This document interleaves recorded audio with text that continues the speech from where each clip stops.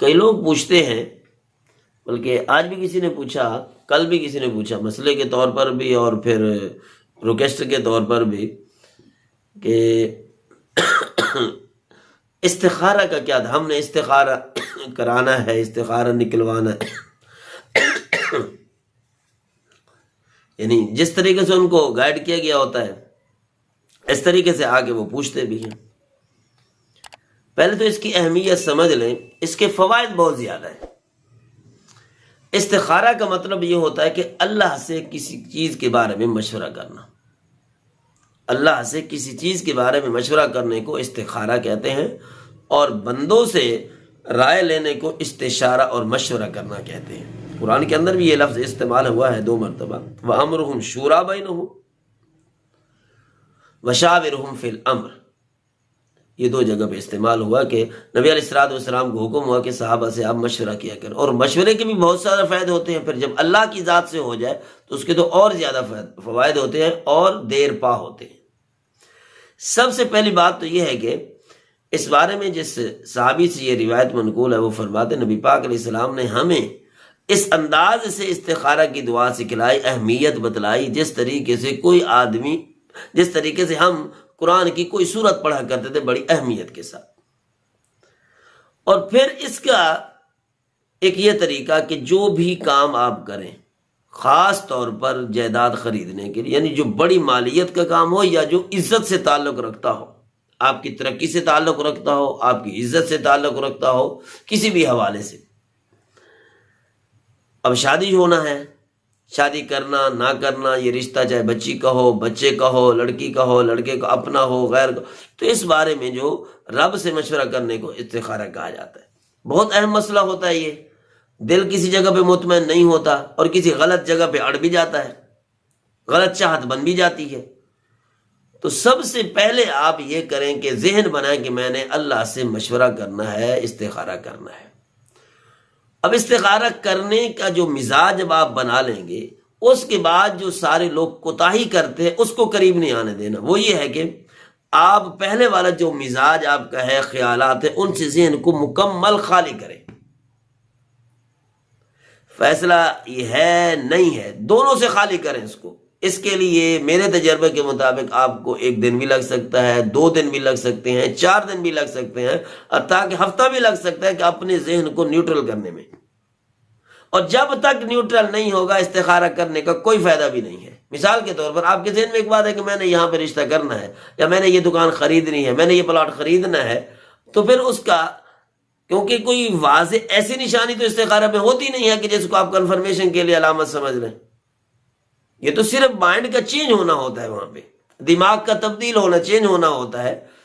تو پہلے ہی آپ کا دماغ نے ایک فیصلہ کیا ہوا ہے تو پھر دوسری رائے کا آنا بڑا مشکل ہو جاتا ہے۔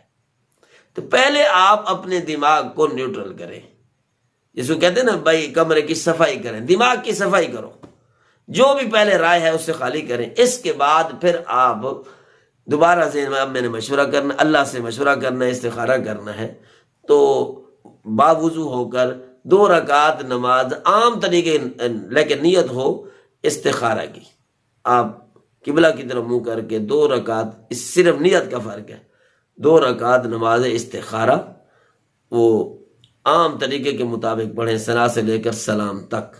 سلام پھیرنے کے بعد ایک دعا ملتی ہے، چاہے آپ اس کو دیکھ کر پڑھیں، چاہے آپ اس کو زبانی پڑھیں، بہرحال توجہ سے پڑھیں۔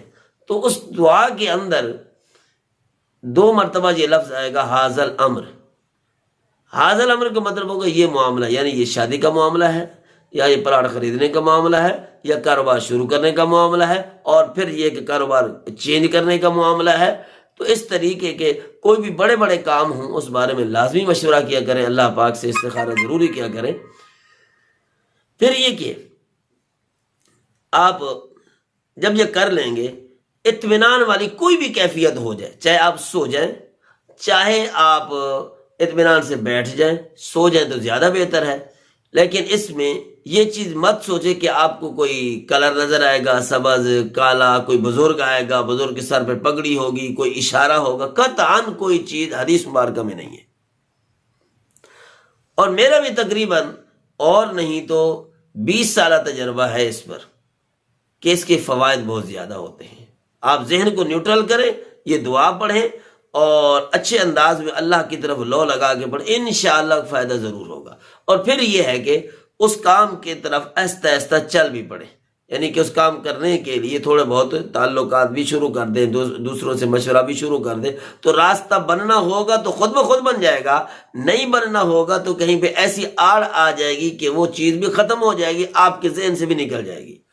اور پھر آخری لفظ بھی دعا استخارہ کا یہی ہے کہ یا اللہ اگر یہ میرے لیے اچھی چیز نہیں ہے تو میرا ذہن اس سے موڑ دے اور اس کو مجھ سے موڑ دے. تو جب یہ چیز ہوتی ہے نا تو دماغ ایسا خالی ہو جاتا ہے کہ انسان کو کوئی پریشانی بھی نہیں ہوتی.